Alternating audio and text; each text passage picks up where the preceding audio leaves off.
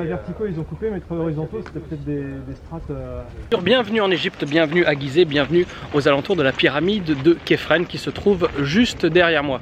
Aujourd'hui avec, hop là, vous la voyez? Yes. Aujourd'hui avec le groupe, on va faire tout le tour et on va vous montrer tous ces détails, en tout cas un maximum, parce qu'il y a deux côtés qu'on n'a pas le droit d'arpenter dans la plupart des cas quand on est ici en groupe. Mais on va essayer de vous en ramener un maximum d'images, pyramide sur laquelle finalement on ne dit pas grand chose parce que les vidéos et les théories sur Gizeh sont vraiment trustées par la pyramide de Khufu, le nom égyptien de Khéops. Et donc là on va aller chez Khafra, son fils qu'on appelle Khéphren.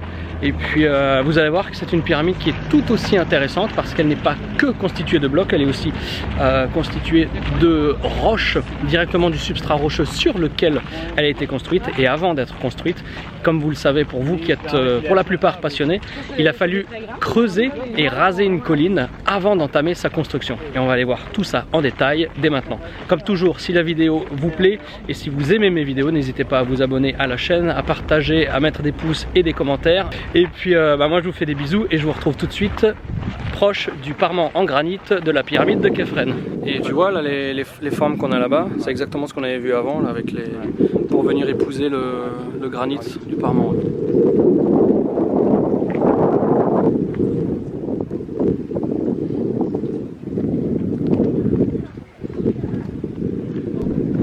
Alors pour ce qui est du dallage de la pyramide de Khéphren, on a plusieurs choses. On a des blocs assez énormes comme celui-ci, parce qu'on voit les traces naturelles de la roche qui s'arrêtent à la jointure.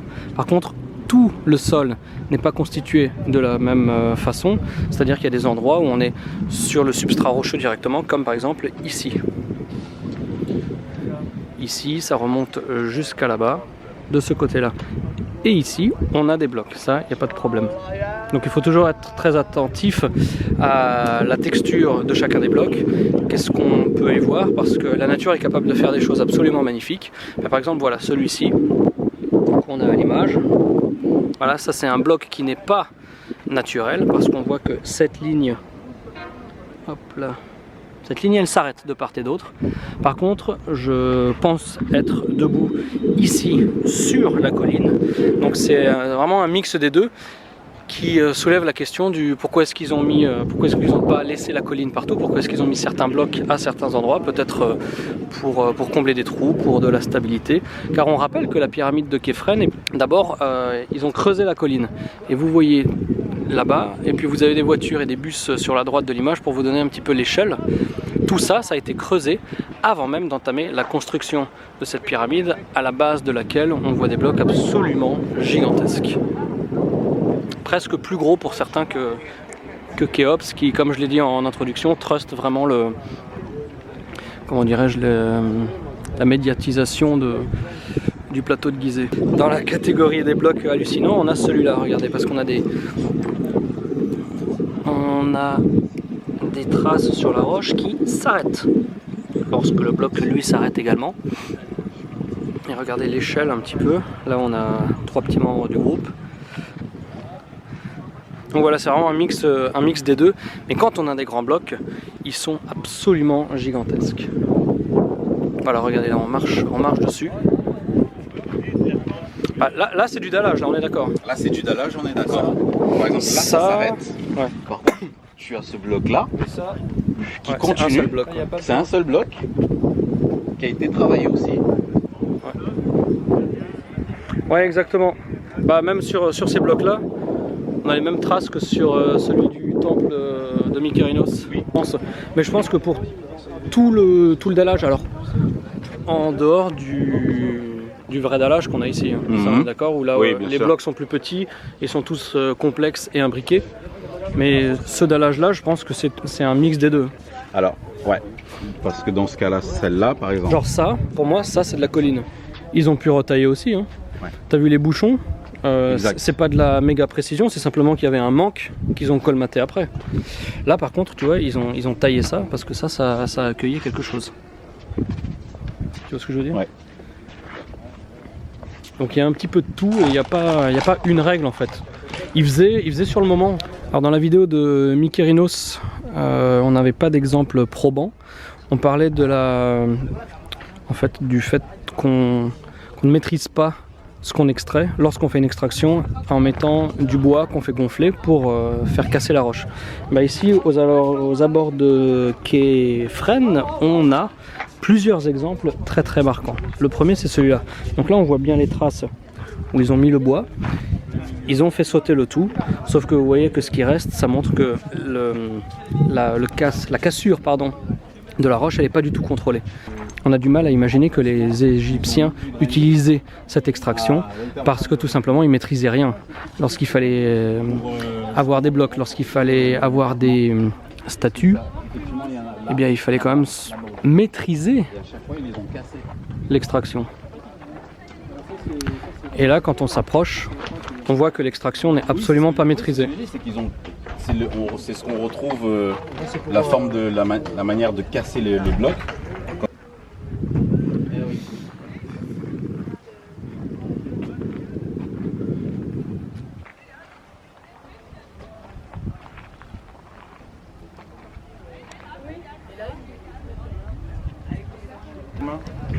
Parce que c'est une construction différente de là, en fin de compte, c'est clavé. Alors, l'autre construction, il y avait des bourrelets qui avaient peut-être 3 fonctions, c'est-à-dire marquer la limite pour conserver l'angle. Ça pouvait peut-être servir de niveau, mais j'y crois moyennement. Et en plus, ça bloquait. D'accord. Les 3. Alors qu'ici, c'est des clavages. On le voit, regarde, on va le voir là-bas. Mais non, en fait, il y a une autre technique. En fait, l'auto-nivoire. Oui. Il y a l'encastrement. Ils ont encastré des blocs, des granites à travers d'autres. Oui. Donc ça bouge pas de côté. Non. Et même ce bloc-là, il est immense encore là. Ah, regarde, ça vient de la taille. Fait que ça évite de décalage.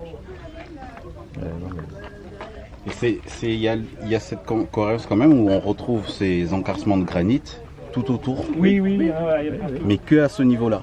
Oui, parce que c'est la base, regarde. Là, tu vois, il reste quelques cours de base. Ça, si tu veux, ça allait jusque-là. Oui, mais on sait pas, il y en a peut-être derrière aussi, au-dessus. Ah oui, bien sûr. Sûrement, en fait. Mais on ne sait pas, le problème, c'est qu'il n'y a qu'une seule couche. On ne peut pas trouver, voilà. Mais par contre, il y a du clavage partout. C'est une autre technique, c'est pas la même technique. Mais non, mais on dit, parce que plus c'est sophistiqué, en général, c'est plus ancien. Ouais.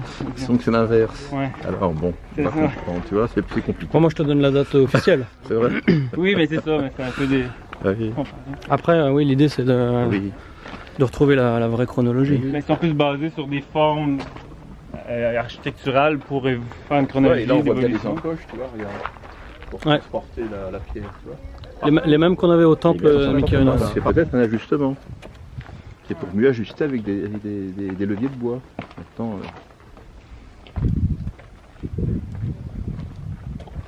et c'est clair, c'est pas les mêmes architectes, c'est pas la même construction que celle-là. C'est autre chose.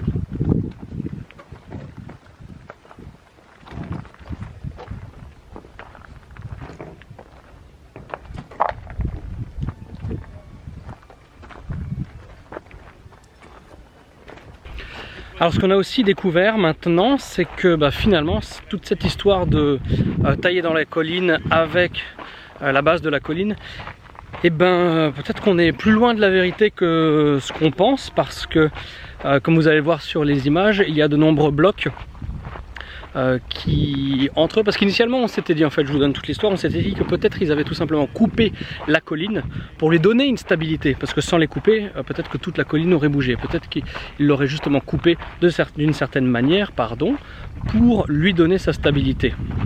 Par contre, on a vu qu'il n'y a pas de continuité en termes de composition sur certains de ces énormes blocs. Donc ce qu'on imaginait être de la colline, en fait c'est tout simplement des blocs qui sont gigantesques. Et alors ici, face ouest, oula, il y a beaucoup de vent, face ouest de la pyramide. Pour cette partie, je vous enregistre en voice-over ce que le vent empêchait d'entendre quand je parlais en live. Avec le bus au loin, on se rend compte de l'échelle de la hauteur à laquelle les bâtisseurs ont creusé la colline. Et non seulement ils ont creusé la colline, mais les blocs extraits ont servi à la construction même de la pyramide. Chantier pantagruélique s'il en est, mais ils n'ont pas vraiment creusé avant de construire, mais ont entamé les deux chantiers de concert.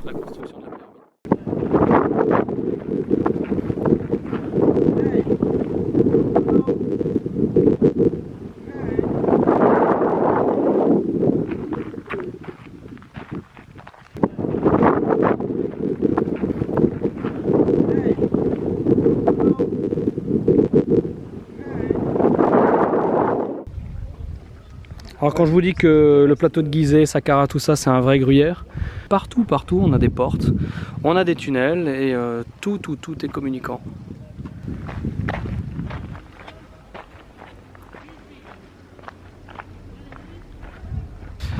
Et donc quand je vous disais que cette idée de couper la colline, en fait ça tient pas parce que, regardez par exemple, on a ces deux blocs, ici, avec une forte érosion présente à gauche, ce qui veut dire que cette partie est plus faible que celle-là. Sauf que si c'était la colline, eh bien on devrait avoir une continuité ici au niveau de l'érosion. Or c'est pas le cas, donc ça veut bien dire que on n'est pas sur de la colline, on est sur des blocs gigantesques qui ont été creusés et formés ensuite ici, pour accueillir le parement granitique qu'on retrouve tout autour de la pyramide de Képhren. Et alors le temple de la vallée, c'est ça. C'est la même chose, hein. Mykérinos ou Képhren, c'est pareil.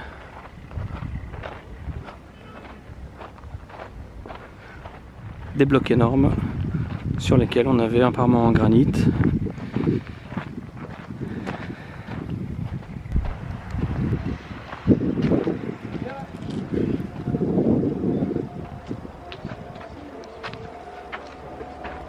Ah, il est midi, c'est la prière. C'est l'apéro là.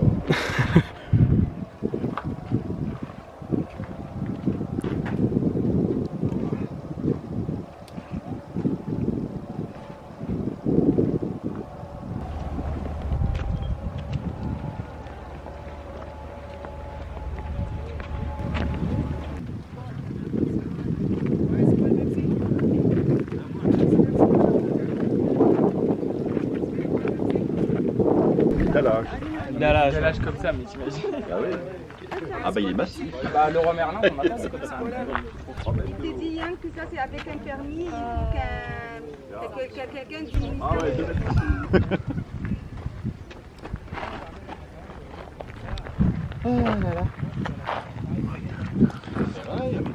Ça effectivement, c'est de l'époque égyptienne, il n'y a pas de problème.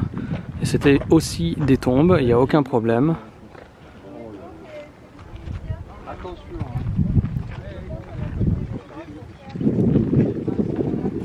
Ça n'est pas la même chose. Alors effectivement, on va dire que au fil des siècles et des millénaires, eh bien, on a, pour éviter les pillages, car c'est l'explication officielle, pour éviter les pillages, on a transformé ce que vous avez actuellement à l'écran et on l'a transformé en ce qu'on a à Luxor ou ici. Mais bon, il faut quand même pas prendre les enfants du bon Dieu pour les canards sauvages. Mais une fois de plus, là, ce qu'on a à l'écran, aucun problème. C'est égyptien, c'est dynastique, c'est sépulcral. Voilà les amis, nous arrivons bientôt à la fin de cette vidéo, j'espère qu'elle vous aura plu et qu'elle vous aura permis de découvrir la pyramide de Képhren sous un autre angle, bien que, garde zélé oblige, je n'ai pas pu pour cette fois vous en faire un tour exhaustif. Mais qu'à cela ne tienne, nous retenterons l'opération lors du prochain voyage. En vous remerciant toutes et tous pour votre fidélité, je vous donne rendez-vous à la prochaine vidéo. D'ici là, portez-vous bien et gardez la passion. Ciao ciao.